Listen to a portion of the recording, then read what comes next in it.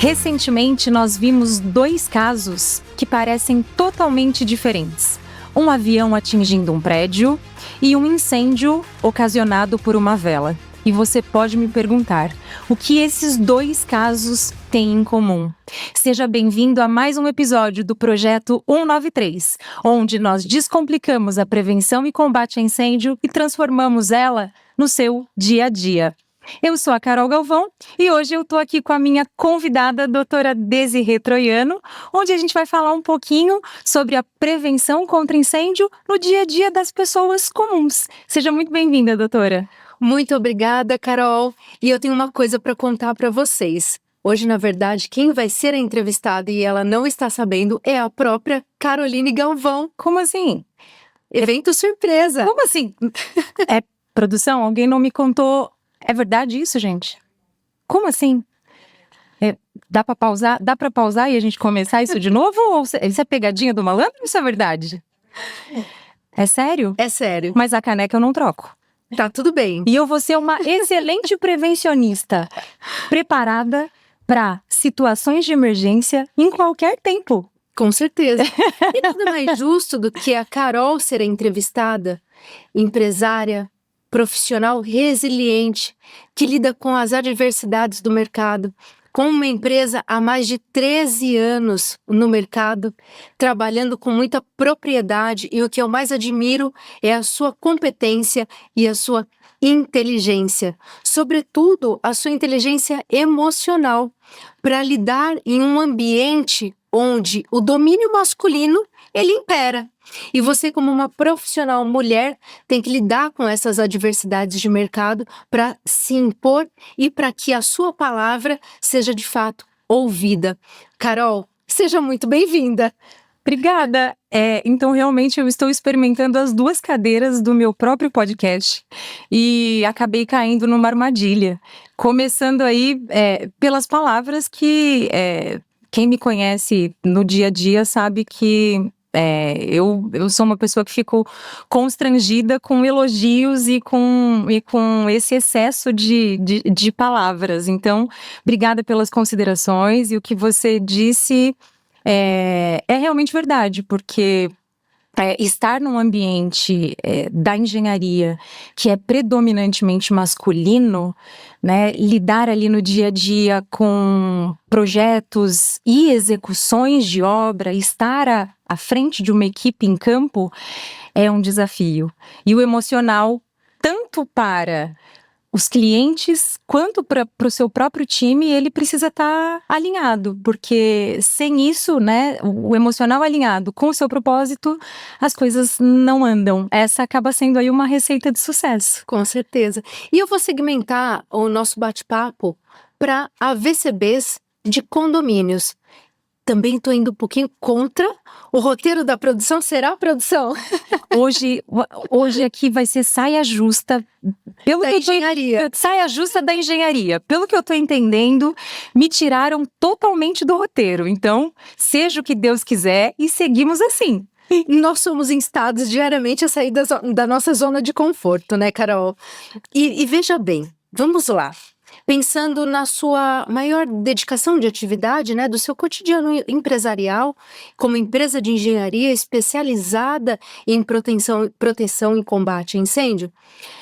Antes da gente começar a conversar, eu estava buscando dados estatísticos, afinal, quando a gente trabalha com dados estatísticos, a gente trabalha com ciência e não com senso comum. Com certeza. E a gente tem uma grande dificuldade na localização de dados mesmo, né? Nosso país é muito frágil e sensível no fornecimento de dados estatísticos.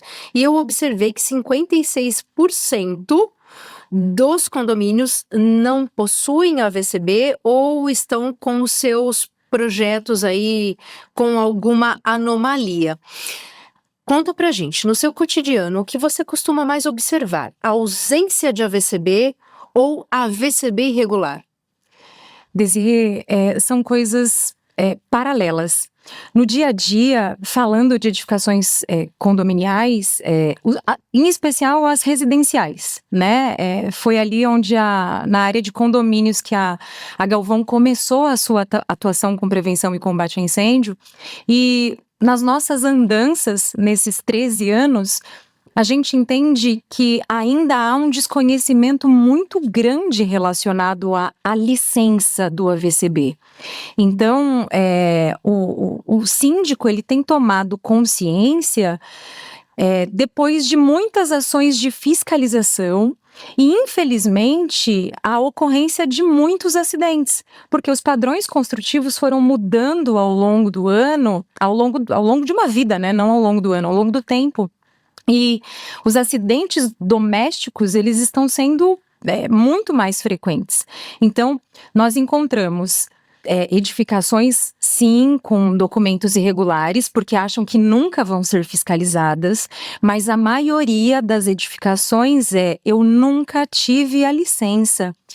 Mas eu digo que o pior não é nem ter a licença. O pior é você não garantir o mínimo de segurança. Porque, no final, a licença, ela acaba sendo um atestado, né? E aquela edificação, ela não garante o mínimo de segurança para aquele morador, para aquele condômino que está lá dormindo todos os dias. E é isso que me deixa espantada, que os gestores não se preocupam. E o pior é que os gestores são escolhidos pela própria coletividade. Então, o movimento do coletivo, aí fica uma crítica, né? Que o movimento do coletivo, ele precisa ser capaz de colocar na gestão alguém que se preocupe com a própria vida daqueles que estão no coletivo, né? E o que eu observo muito nesse seu cotidiano, Carol, é que os síndicos, eles estão preocupados com preço. E você falou algo sensacional na semana passada, né? Da questão da incompatibilidade da qualidade com preço baixo, né? Sim, porque essa é a primeira pergunta que a gente recebe antes de qualquer coisa. Quando o telefone toca ou quando chega uma mensagem no escritório, né, na Galvão, a respeito disso, a pessoa não fala da onde ela é. A primeira pergunta é: quanto custa para eu fazer um AVCB? Qual é o preço para eu fazer um AVCB? O preço do seu AVCB, ou melhor, o preço da manutenção da sua edificação, ele é proporcional à negligência daquele gestor ou daquela coletividade ao longo dos anos. Porque para você ter uma licença de segurança do Corpo de Bombeiros, eu estou falando de uma série de medidas preventivas, uma série de coisas que são coisas desde de essenciais a medidas mais complexas. Então, e geralmente o gestor, e isso não é só para condomínio, tá? Isso acontece na indústria, e quando eu falo de indústria, eu falo da indústria de pequeno e médio porte, não da multinacional. Porque a multinacional que conhece norma, que atende padrão e requisito de segurança, ela entende o valor de um procedimento de segurança. Ela entende que aquilo faz com que o processo dela seja melhor visto. E olha que interessante, você falando de indústria, NFPA, né? NFPA é o nome de uma coleção de normas que regulamenta o sistema de prevenção e combate ao incêndio fora do Brasil. Olha que interessante. E a gente, na verdade, nós aqui no Brasil copiamos a NFPA, né? A gente vai parafraseando a NFPA para as nossas normas. E aproveitando, vou deixar uma dica aí para quem vai assistir a gente. A cada revisão de norma, e isso acontece de 3 em 3 anos, nós aqui no Brasil estamos trazendo mais e mais a NFPA para as normas brasileiras. Então, para você que está acostumado que a sua licença vai ter validade de 5 anos, na última atualização da norma, isso já caiu para 3.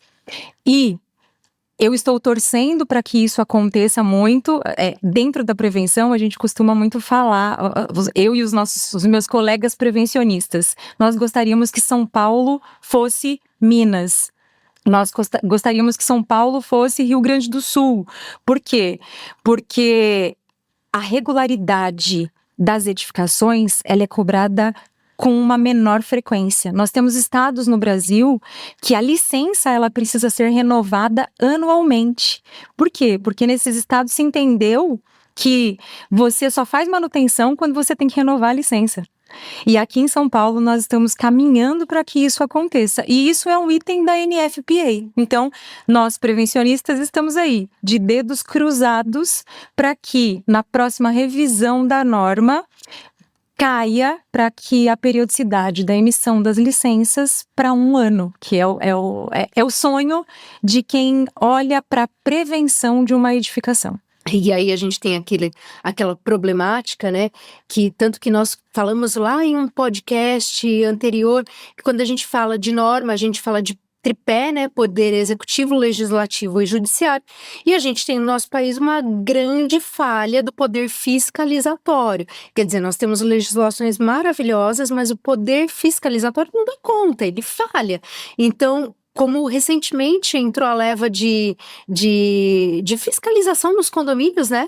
Para apuração dos. E aí, aqui em Campinas, um monte de condomínio entrou na dança da fiscalização, né? Nós tivemos fiscalização tanto por uma ação do próprio Corpo de Bombeiros, houve uma ação pública, foi uma determinação do Ministério Público para que as edificações fossem fiscalizadas. Então, o Corpo de Bombeiros foi notificado a fiscalizar. E no último ano aqui em Campinas, houve um projeto piloto do CREA. Por quê? Porque se entende que as manutenções não são realizadas por profissionais habilitados ou devidamente qualificados. Isso é um absurdo, né? Porque é um absurdo, mas é a realidade, Desirê, porque para condomínios, como a gente falou lá atrás na sua primeira pergunta, o síndico ele não escolhe por qualidade, ele vai escolher por preço para atender o mínimo do mínimo do mínimo da legislação. Então, é assim, ele não quer saber o que vão entregar, ele quer saber o quanto mais barato vai custar. Mas eu vou te interromper. Aí o condomínio vem, ele procura uma empresa. No processo de pesquisa, de orçamento e tudo mais, ele questiona ainda a empresa com relação à emissão de nota fiscal e tudo mais, mas ele vai fechar com o Zé, que o Zé emite recibo. E ele paga o Zé, mas para a empresa, ele vem falar para a empresa que precisa de nota fiscal, etc, etc, etc, mas ele consegue pagar o Zé com recibo, né? Desculpa, porque assim, é inevitável. Alguns questionamentos que a gente vê no cotidiano mesmo, né? Do seu cotidiano de trabalho. Eu não tenho nem palavras para fazer essa comparação. Isso é muito real, mas hoje, graças a Deus, esse é um perfil de cliente que a Galvão já não atende mais. Né? Nós entendemos que ao longo desses 13 anos, fazer o que a gente faz da forma que a gente faz é muito diferente no mercado, pelo menos aqui na nossa região. E eu sou uma das poucas, se não sou a única da região, que fala desse tema e que leva esse tema à frente, porque você não escuta falar de prevenção contra incêndio. Porque geralmente as pessoas acham isso um assunto chato. Então, acham que isso não acontece no dia a dia. Incêndio na minha casa, no meu condomínio? Imagina, no do vizinho acontece, mas no meu não. Só que às vezes a gente se esquece que num determinado momento, e aí eu costumo brincar, né? Acho que a gente já falou isso algumas vezes. Não é se, é quando.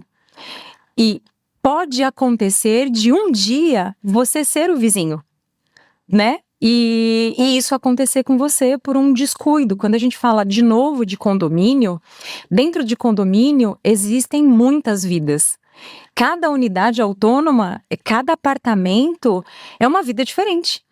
Então, aí é um mundo à parte, ninguém sabe o que está acontecendo ali. Ano passado teve uma notícia, foi manchete, que em um condomínio aqui em Campinas, em um apartamento, um prédio relativamente pequeno, mas que em um apartamento havia um oficial da reserva, se eu não me engano, do Exército, e ele fez um dos quartinhos de despensa do apartamento dele, um cofre de armamento. E o apartamento explodiu porque estava lotado de pólvora. Então, ao mesmo tempo que tem um cidadão que usa uma despensa para guardar pólvora, armamento e material totalmente combustível, a gente tem do lado uma senhorinha que está rezando o terço e fazendo novena com uma vela acesa na geladeira para o neto passar no vestibular. né? E ao outro passo a gente tem alguém trabalhando em casa em home office com uma régua conectada na tomada, lotada de equipamento eletrônico. E outras vezes o que acontece? Vem um avião e colide com um edifício, né? E aí a primeira coisa que você fez na hora de ver a matéria desse avião que colidiu com o edifício foi observar que no momento em que ele colidiu com o bico dele numa parte da escada, né? Qual foi a primeira coisa que você falou, Carol? A escada não tem fita antiderrapante e tão pouco corrimão. Mas é engraçado, por quê? E o porquê que eu pensei nisso? O olhar de quem trabalha com segurança contra incêndio é muito diferente. A gente é treinado, e eu sou treinada, para encontrar numa edificação aquilo que pode dar errado. Depois eu vou olhar se a edificação tá bonita, se é legal, se o acabamento tá bem feito, mas a gente olha pro que tá errado. E o porquê que eu pensei nisso? Porque quando o avião colidiu, houve a explosão do tanque. E a escada era um condomínio pequeno, não tinha porta corta-fogo, então não tinha separação do hall para a área que as pessoas iam evacuar a edificação. Então, o dano foi em uma cozinha. Por sorte, o apartamento estava vazio, né? Mas o dano foi em uma cozinha, que é um dos locais que a gente tem mais material combustível numa casa. O tanque de combustível se rompeu e a escada estava lotada, estava cheia de combustível e de entulho.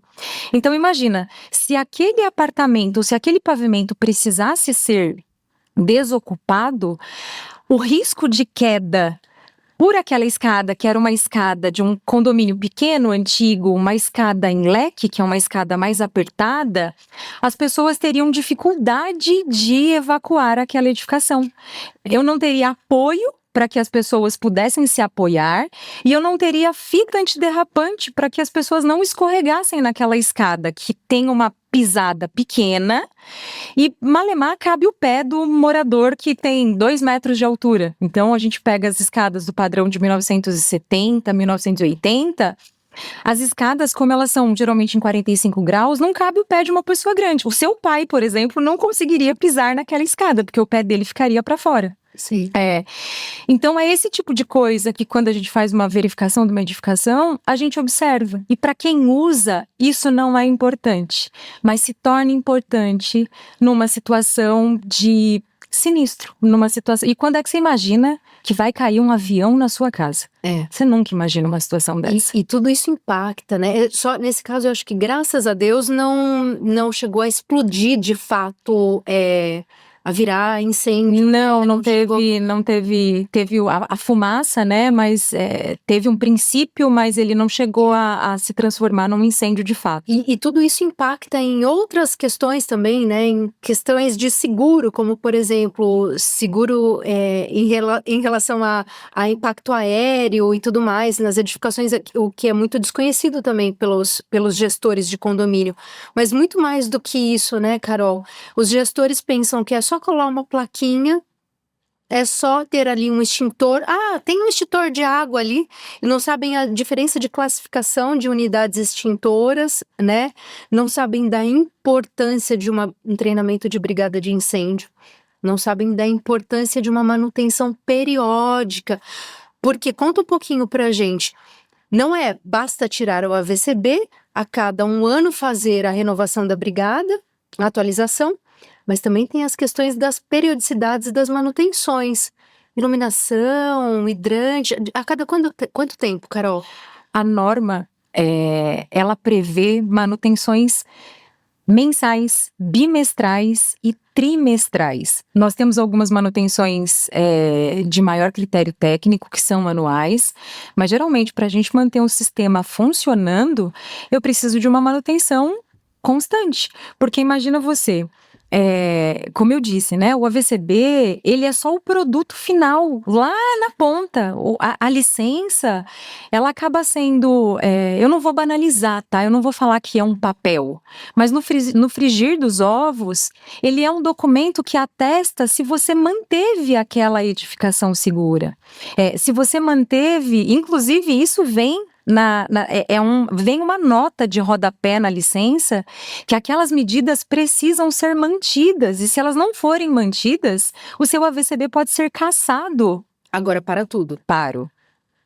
Qual é o síndico que cumpre o checklist? Não existe. Nem 1%, meio por cento. Não, esse número é menor do que, se eu for pegar, eu vou ser assim, preciosista, e eu vou puxar sardinha para os meus síndicos, porque a gente faz um trabalho com o síndico, quando chega na Galvão, a gente faz um trabalho de conscientização, porque a AVCB, ele fica caro se você não faz a manutenção. E, gente, manutenção de AVCB cabe no bolso.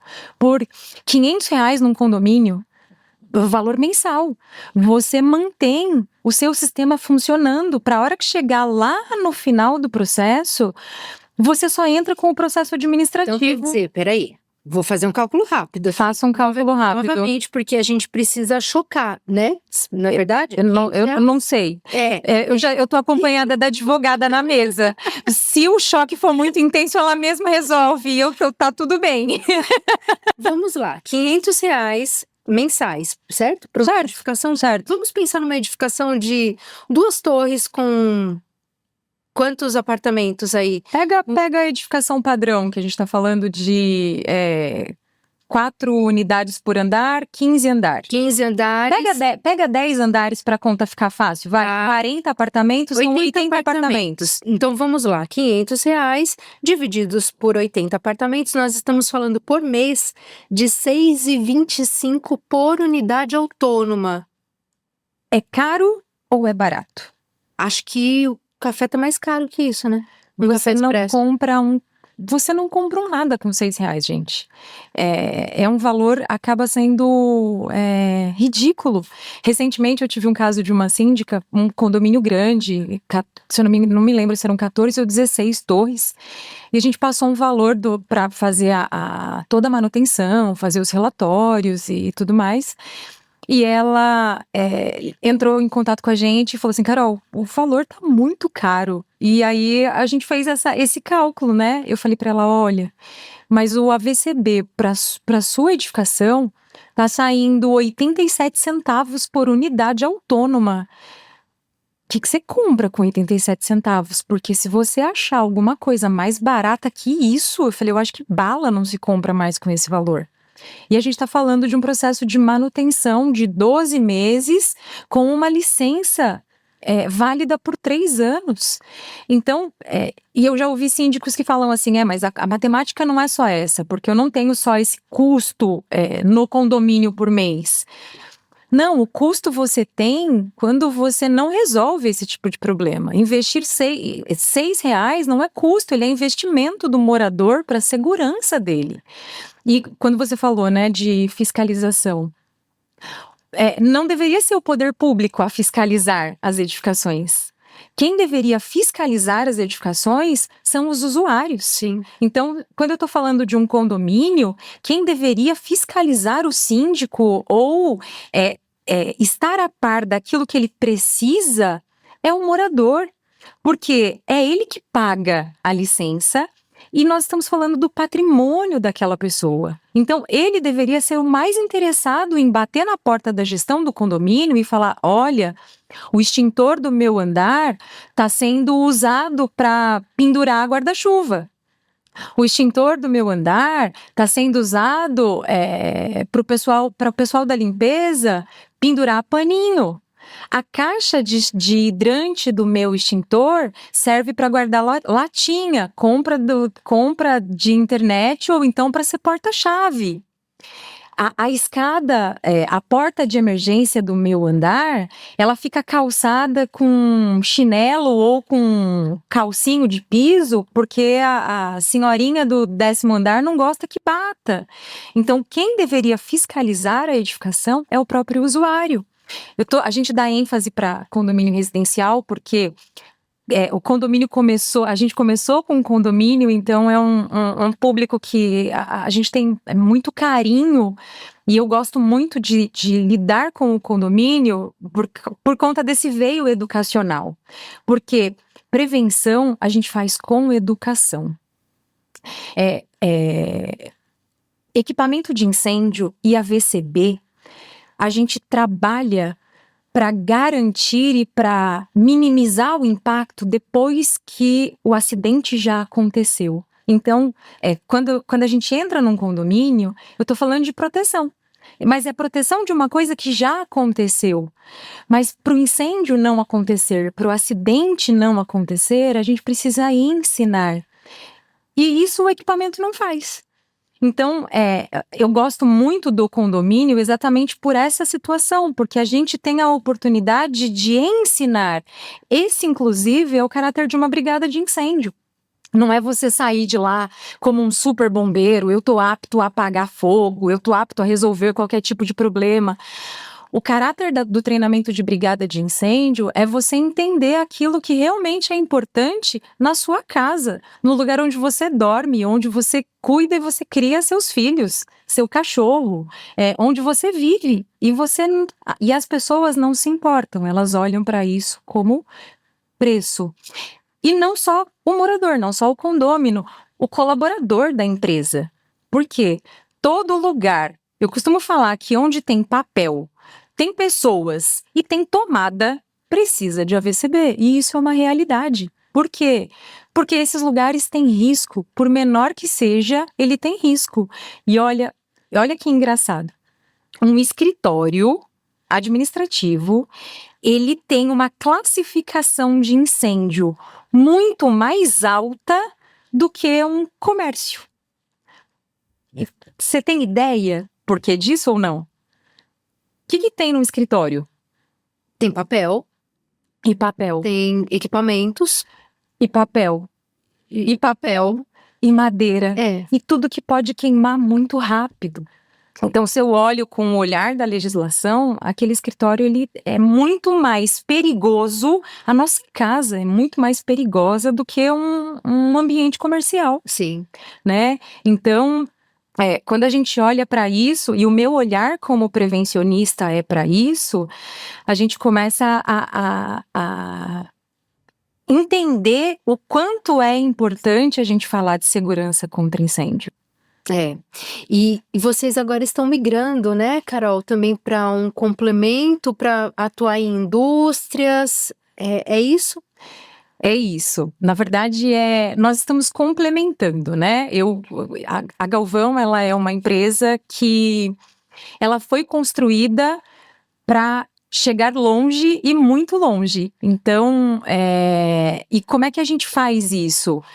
A gente vai migrando e a gente vai se especializando para atender áreas que investam realmente na prevenção. E a indústria é essa área. Nós estamos há 13 anos no mercado, né? Mais de 13, e a gente tem se capacitado, e isso é uma coisa que eu faço muito com o time da Galvão, que é investir em treinamento. Todos os nossos técnicos, eles passam por treinamento a cada 3 meses.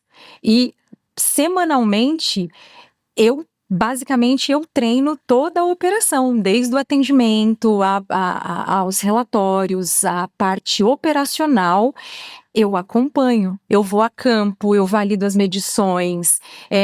O pessoal fala assim, mas você não me dá sossego? Não, porque o que a gente faz não admite erro. O nosso trabalho, ele precisa, eu não vou falar a perfeição, porque isso não existe, né? Se existisse perfeição, os acidentes não aconteceriam. Mas a gente trabalha para entregar o melhor possível, porque numa situação de acidente, e se a gente passar por uma perícia de incêndio, a norma foi seguida. Aquilo que predetermina a legislação foi atendido. E a indústria requer isso, né? Então, hoje nós aumentamos o nosso número de atendimentos nas indústrias de médio para grande porte, porque você falou um termo que eu achei legal você saber desse termo, que é a NFPA, né? Então, as indústrias, as indústrias maiores, elas têm exigências de seguradora, que são exigências internacionais. E nós temos nos capacitado para atender esse público que não negocia com a qualidade. E é muito engraçado quando você tem a oportunidade de conhecer o exterior, você verificar que dentro das unidades autônomas também existem sistemas de prevenção, algo que não é, infelizmente, cobrado aqui, não é legalizado, né, no sentido de cada unidade autônoma ter o seu sistema de prevenção individual, para que ele possa ser um complemento do coletivo, né, porque eu posso garantir o que está acontecendo dentro da minha unidade, mas eu não consigo garantir o que acontece na unidade do meu vizinho, que pode estar de parede ao lado da minha unidade. Sim, você sabe que é uma coisa, isso é bem engraçado, e quando saiu a última publicação do decreto de incêndio em 2024, uma das coisas que a gente faz uma das coisas que eu faço, né, é estudar muito. Então, eu tenho livros e livros de cabeceira e eu abro a tela do meu computador, aparece lá a primeira página, uma das páginas que abre é a página de legislação do Corpo de Bombeiros. E este ano, em 2024, no decreto, veio a primeira redação da recomendação de instalação de medidas de segurança em residências. E você falou de estatística. Se a gente pegar as estatísticas, inclusive na página do Corpo de Bombeiros, a maior estatísticas de acidentes relacionados a incêndios e princípios de incêndio são em habitações não regulamentadas. Ou seja, a maior incidência de incêndio acontece na nossa casa. E as pessoas não se preocupam por isso. Mas no exterior, você tem medida de segurança dentro da casa porque a casa é de madeira. No sul, a grande maior parte das casas são de madeira. A gente tem, as edificações são de aqueles chalés. As tecnologias que estão vindo para o Brasil de construção, porque vamos combinar, a nossa mão de obra acabou. Estamos aqui, e aí eu vou fazer um apelo para você que está assistindo a gente. Nós precisamos de mão de obra e mão de obra qualificada. O pedreiro, o encanador, o eletricista.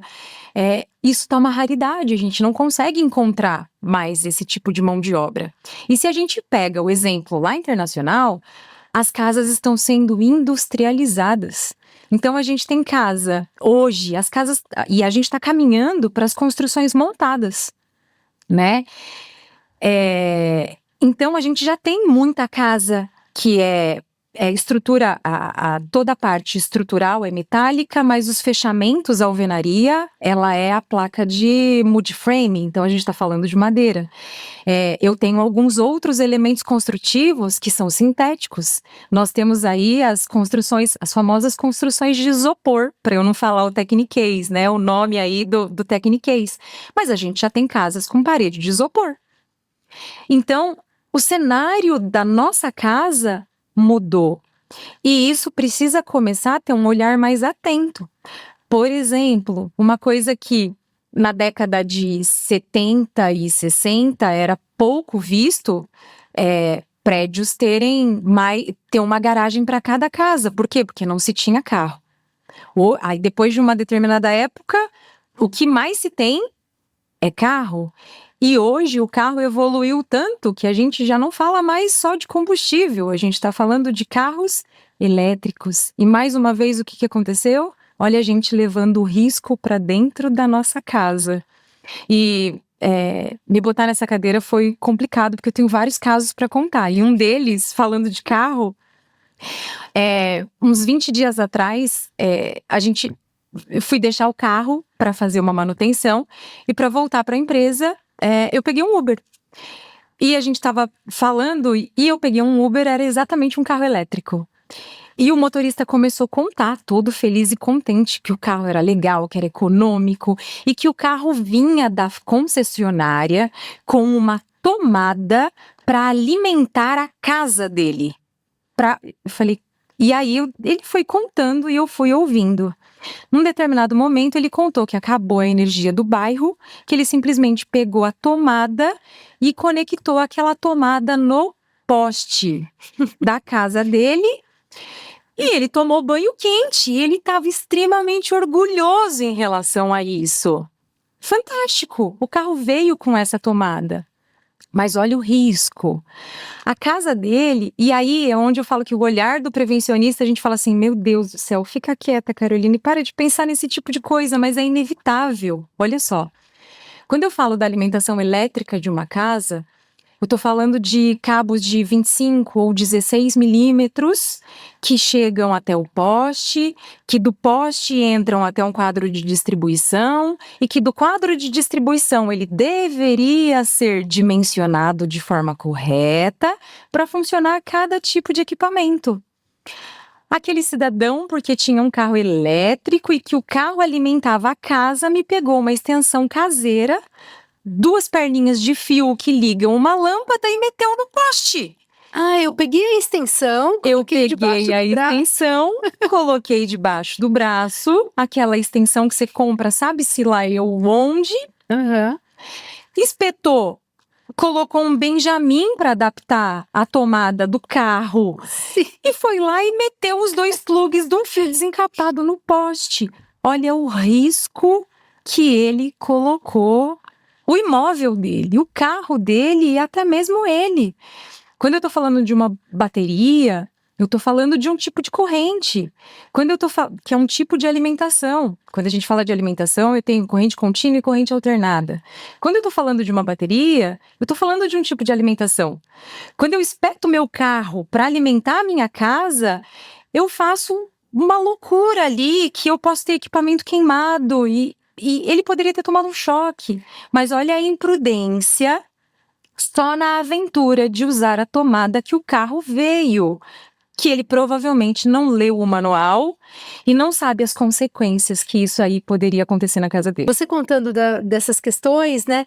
Eu me lembrei de um episódio do Fábio Porchat com a história da Dira Paz, que ela contando que pegou fogo numa casa vizinha e essa casa acho que era uma ilha e aí torrou a casa inteira, Sim. né? E aí no final o que me marcou desse podcast, me lembrei muito da sua atividade é que no final nós instituímos, que ela falou, no final nós instituímos a brigada, que me deu a entender então que não existia brigada naquele coletivo. E aí a gente vê que as pessoas só aprendem depois do acidente. Então de novo, você trabalha depois que aconteceu. A prevenção, ela não existe. Então a gente fala de proteção contra incêndio. Tá protegido, tá lá. Mas ninguém trabalha com a prevenção. E olha que também coisa engraçada que ela falou, no momento em que estava acontecendo aquela situação do incêndio, o bombeiro chegou, tinha mangueira, mas a mangueira também não chegava no local. Então, olha, todas as questões, né? Peraí, a mangueira, qual é o tamanho da mangueira para aquela edificação? Isso acontece muito. Uma coisa básica, olha só. A legislação, ela cita que as mangueiras de hidrante, elas devem ser 30 metros em lances de 15, ou seja, para cada abrigo de hidrante, eu preciso ter 2 mangueiras recomendadas que sejam de 15 metros. Ela pode ser uma mangueira única de 30, mas tem que ser 2 mangueiras de 15 metros. O que acontece? A grande maioria compra uma mangueira de 15 metros. Economia. E na hora de fazer a manutenção, o que as pessoas fazem? Eles vão até o condomínio e tiram um sim, um não. Um sim, um pavimento sim, um pavimento não. Um pavimento sim, um pavimento não. Você acha mesmo que se tiver pegando fogo no meu andar, eu vou para o andar de baixo buscar uma mangueira para poder combater o incêndio? Imagina. E aí, de novo, a mangueira, geralmente uma mangueira de 15 metros, ela não chega no local mais desfavorável do pavimento. Como é que a gente calcula isso? É do ponto de hidrante, a gente estica a mangueira até ela tem que entrar 1 metro no cômodo mais longe do apartamento.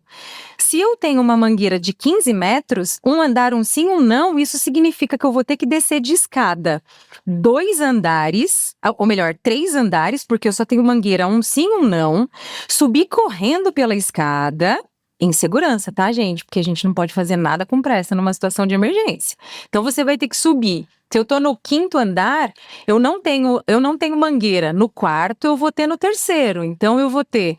E você tem que torcer para o acidente acontecer no pavimento que o pessoal da manutenção deixou a mangueira, tá? Porque se o incêndio aconteceu no andar par, você vai ter que descer para o 3º e subir no 5º para pegar uma mangueira, montar uma linha e combater um princípio de incêndio. Insano.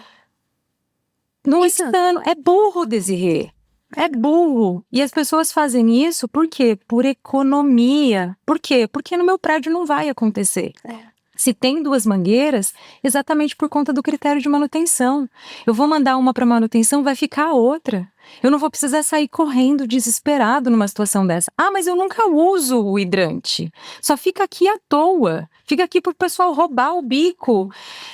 Mas um dia você pode usar e esse equipamento não pode falhar. Ele tem que estar pronto e à sua disposição para isso acontecer. Perfeito. Agora vamos lá, porque eu nem sei quanto tempo mais eu tenho de... Eu acho que a gente falou muito, eu acho que deu, pelo visto, não sei se foi uma boa ideia me colocar desse lado da mesa. Acho que vocês descobriram que eu falo bastante, porque falou de prevenção, aí esse é um assunto que me brilha os olhos e a gente tem assunto para conversar e conversar e conversar. Perfeito. E eu vou me encaminhando para o final, mas eu não gostaria de deixar, antes de fazer a pergunta final para você dar as respostas, eu gostaria que você falasse de algo que está muito em alta, que são as questões relacionadas à questão de escada de emergência, quando você precisa fazer aquele sistema de exaustão e compatibilizar as edificações antigas com as normas vigentes. Escadas que não possuem ventilação, né? Explica isso um pouquinho, porque eu pude observar que você fez um trabalho muito interessante recentemente em uma edificação, e eu acho que isso é um tema que precisa ser colocado à vistas, né, daqueles gestores. São projetos que têm um valor agregado mais elevado, né, Carol? Mas precisa ser adequado e adaptado, porque isso, se não ocorrer, gera multa e, enfim, a situação pode ficar ainda pior. Então, conta pra gente. Mais do que a multa, eu vou de novo para a questão da segurança e para o olhar do condômino, do morador. Quando a gente fala de incêndio, fumaça, ele é o evento mais danoso num princípio de incêndio, né? E as edificações antigas, e quando eu falo de antiga, por incrível que pareçam, tá, gente? 1994, nós já estamos falando de uma edificação antiga. Essa é a data da construção dessa edificação que você citou, que eu fiz esse projeto. E olha que engraçado, é uma edificação relativamente alta. Hoje, no estado de São Paulo, pelo decreto de incêndio, vou falar do estado de São Paulo porque é a legislação que eu mais tenho na ponta da língua. A gente está falando de edificações até 50 metros, que são consideradas edificações altas, né? Edificações a partir de 50 metros, elas obrigatoriamente precisam ter o controle de fumaça. E o que é isso? É que o controle de fumaça, eu tenho uma sala dentro da edificação, uma sala técnica, que tem um motor que promove a exaustão da fumaça. Então, quando o condomínio é construído, eles constroem 2 shafts, que é como se fossem 2 fossos. Esses fossos, eles são responsáveis. Um fosso entra o ar e o outro fosso sai o ar. E eu deveria ter uma sala de pressurização onde tem esse motor que insufla o ar para que, se essa edificação pegar fogo, no hall eu abro a porta, o sistema de detecção ele é acionado, ativa esse motor, então eu empurro a fumaça para fora da escada, que é o local onde as pessoas vão evacuar aquela edificação.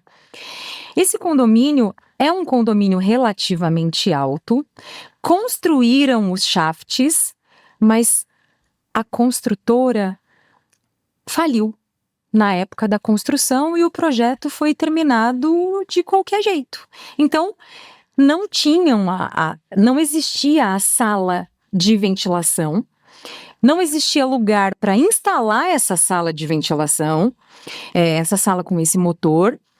E o melhor, nos shafts, que era o shaft de entrada e de saída de ar, eles instalaram as prumadas, tanto as prumadas hidráulicas quanto a prumada de gás. O que é a prumada, para você que não me conhece? É aquela linha, é onde passa o cano da edificação inteirinha. Então, no shaft que era feito para colocar ar para dentro da escada, num dele tem toda a tubulação de água e no outro tem toda a tubulação de gás. Que legal. Ou seja, aquilo ali virou um baita de um problema, porque não dava para remover.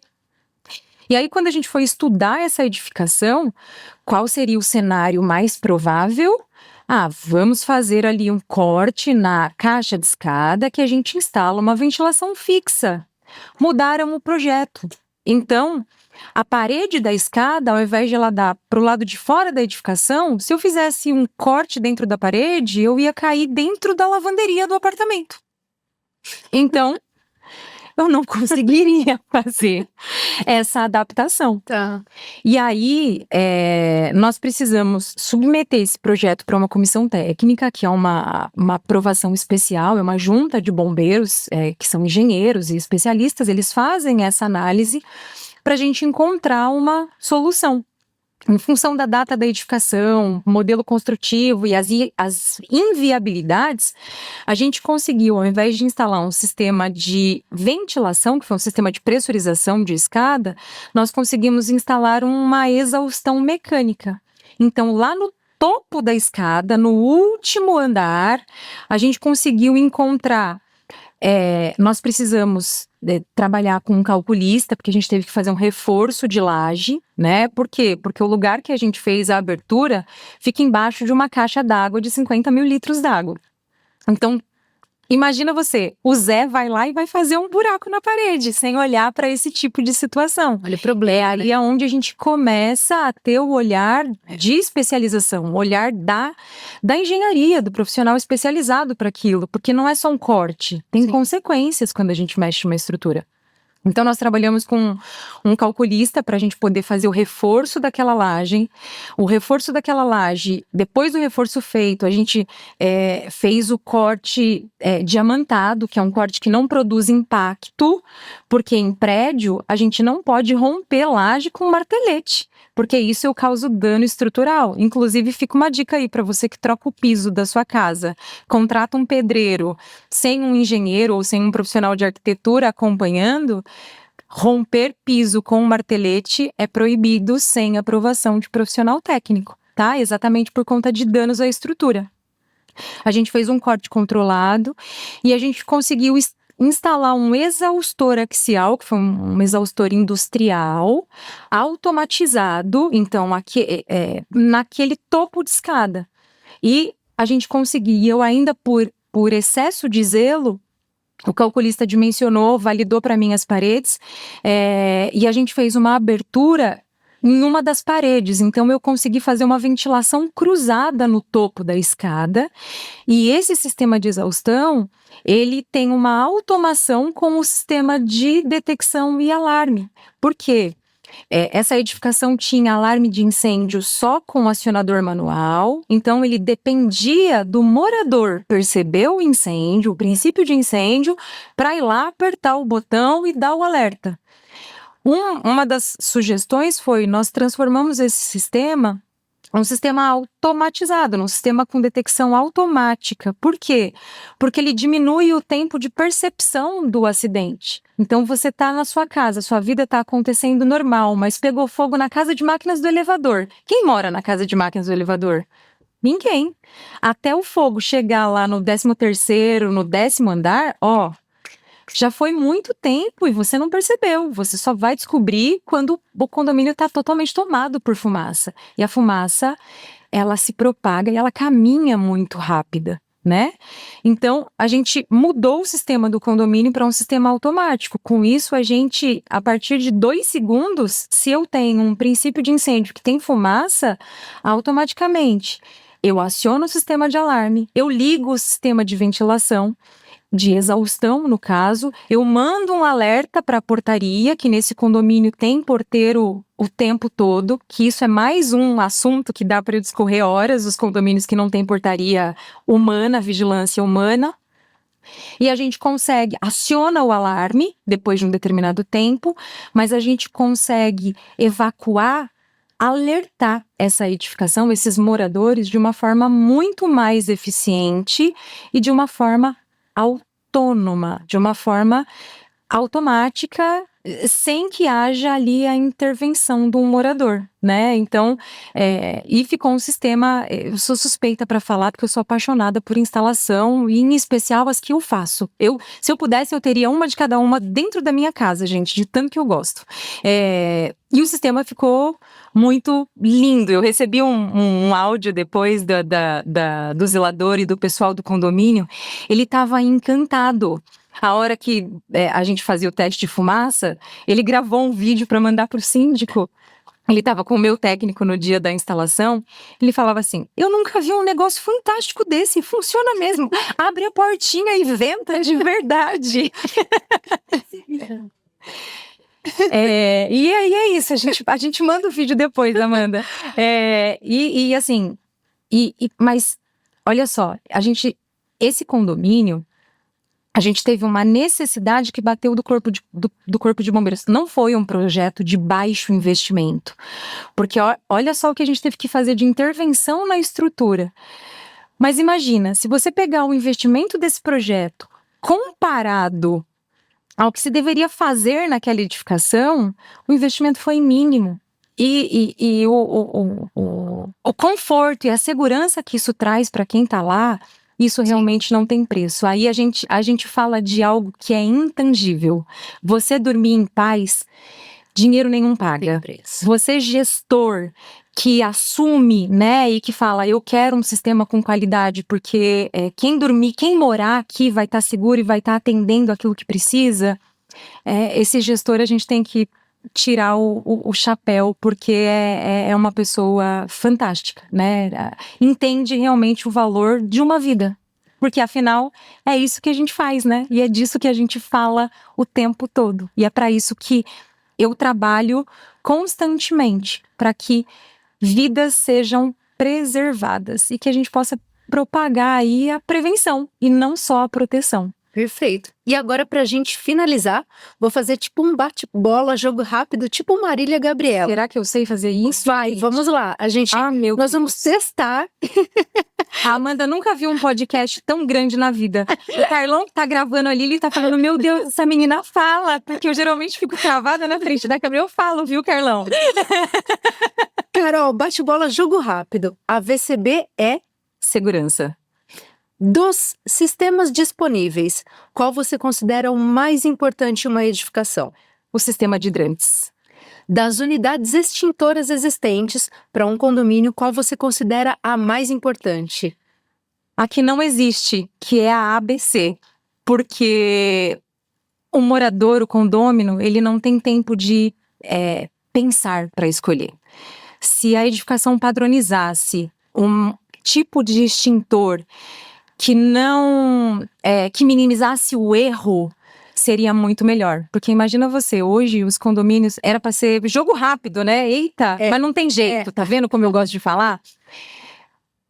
Você precisa pensar, você precisa escolher o extintor de água ou o extintor de pó.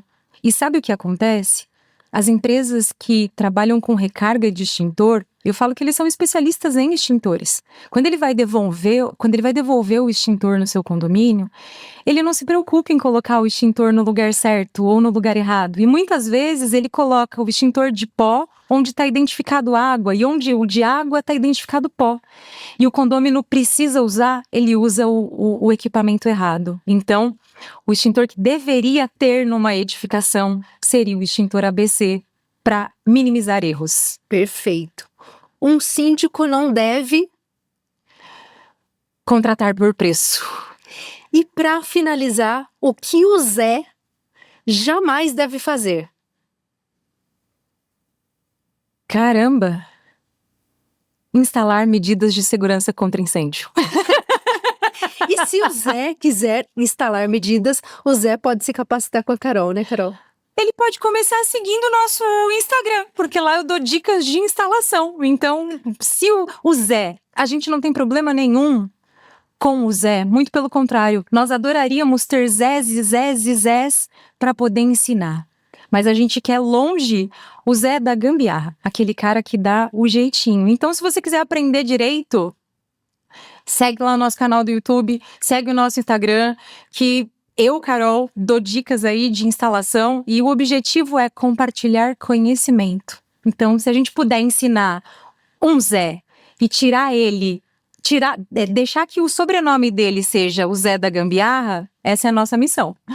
Carol, gostaria de te agradecer primeiramente pela oportunidade de poder te entrevistar. Caramba, eu fiquei de perna mole aqui, Desirê, com essa pegadinha.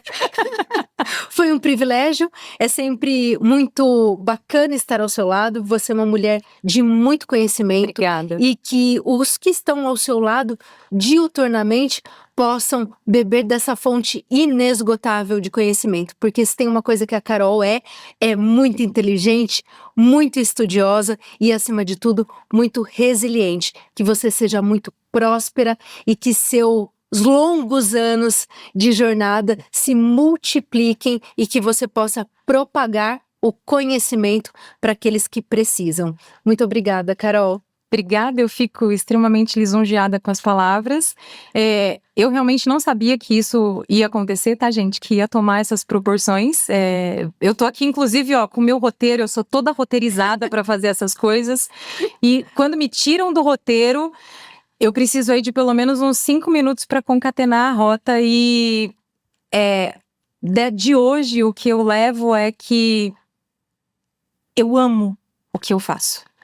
E falar sobre o que eu faço todos os dias é realmente, pra mim, chega a me emocionar, a voz dá uma embargada aqui.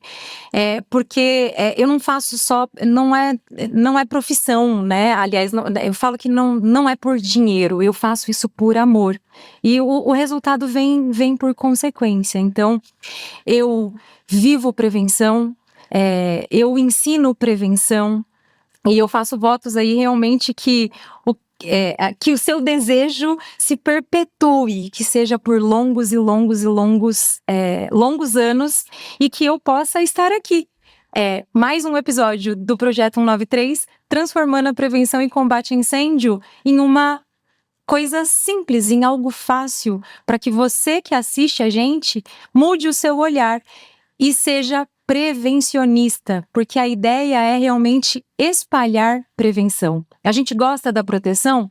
Sim, mas a proteção ela funciona se a prevenção falha. E eu te vejo no próximo episódio do Projeto 193.